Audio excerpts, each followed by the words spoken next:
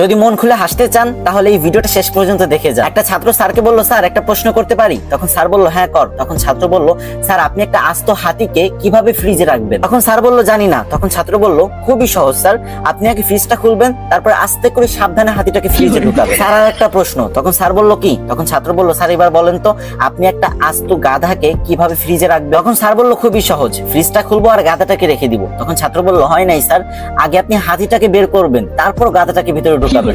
তখন স্যার বলল, আচ্ছা। তখন ছাত্র বলল, স্যার আর একটা প্রশ্ন, বনের সমস্ত পশু পাখি সিংহ মামার জন্মদিনের অনুষ্ঠানে অংশগ্রহণ করতে পারবে, কিন্তু একজন ছাড়া, সেটা? তখন স্যার একটু ভেবেচিন্তে বলল, মনে হয় বাঘ, কারণ সিংহ আর বাঘ একজন একজনকে দেখতে পারে না। তখন ছাত্র বলল, হয় নাই স্যার, গাধা, কারণ সে তো এখনো ফ্রিজের ভিতরে। তখন স্যার রেগে গিয়ে বলল, আমার সাথে মজা করিস তাই না? তখন ছাত্র বলল, না স্যার মজা করি না তো, আর একটা শেষ প্রশ্ন প্লিজ স্যার। তখন স্যার বলল, ওকে। তখন ছাত্র স্যারকে আবারও প্রশ্ন করলো, স্যার আপনাকে অসংখ্য একটা কুমির ভর্তি নদী পার হতে হবে, কিন্তু কিভাবে? তখন স্যার বলল, এটা কোনো অবস্থাতেই সম্ভব না, তবে বড় একটা লোহার নৌকো হলে পার হওয়া যেতে পারে। তখন ছাত্র বলল, হয় নাই স্যার, আপনি খুব সহজেই সাতের নদী পার হয়ে যেতে পারেন, কারণ কুমিরগুলোতে সিংহ মামার জন্মদিনে গিয়েছে।